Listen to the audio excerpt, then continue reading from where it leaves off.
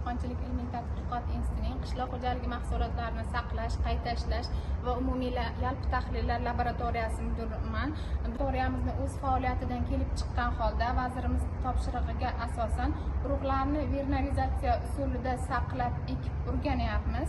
Ya'ni buni biza institutimizning fitotron va o'simliklar laboratoriyasidagi fitotron majmuasida tuvakchalarga ekib o'rgandik.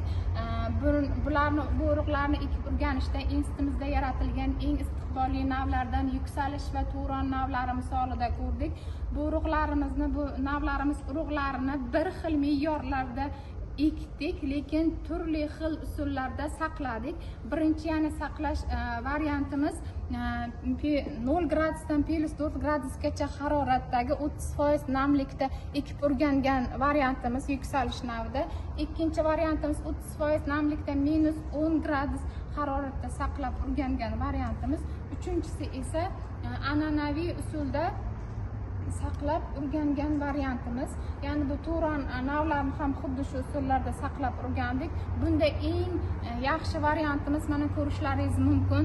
0 gradusdan +4 gradusgacha bo'lgan haroratda 30% namlikda bo'lgan variantimiz yuqori bo'ldi. Unuvchanligimiz 100% bo'ldi.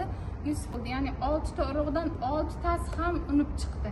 Keyingi variantimizda esa o'sha 30% namlikda -10 gradusda saqlagan variantimizda unuvchanlik umuman kuzatilmadi. Bitta ham urug'imiz unib chiqmadi.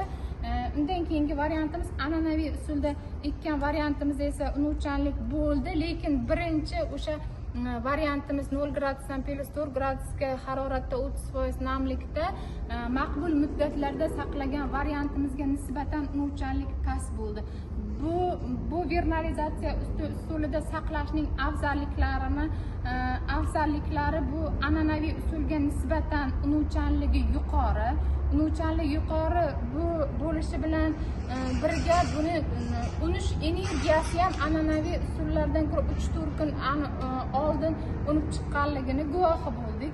Buni biza nafaqat o'sha fitotron majmuasining tuvakchalarida, balki institutimizning lezimetrik maydonchalarida ham ekib o'rgandik. Unda ham o'rgangan vaqtimizda o'sha eng maqbul variantimiz 0 gradusdan +4 gradusgacha bo'lgan haroratda 30% namlikda ekkan variantimiz kuzatildi. Bu tajribalarimiz biza o'sha tuvakchalarda, lezimetriklarda ekib yana ham ishonch hosil qilish uchun institutimizning G'uzor tumanidagi tajriba maydonchasiga ham ekdik. Keyingi o'sha dala sharoitidagi natijalarimizni keyingi sahifalarimizda yoritib boramiz. Biza buni o'sha vernalizatsiya usulida saqlab ekishni laboratoriyamizda faqat bug'doy navlarida 2 ta nav misolida o'rgandik. Endi barcha ekinlar urug'lari misolida maqbul muddatlarda saqlab ekish ishlarini davom ettiramiz.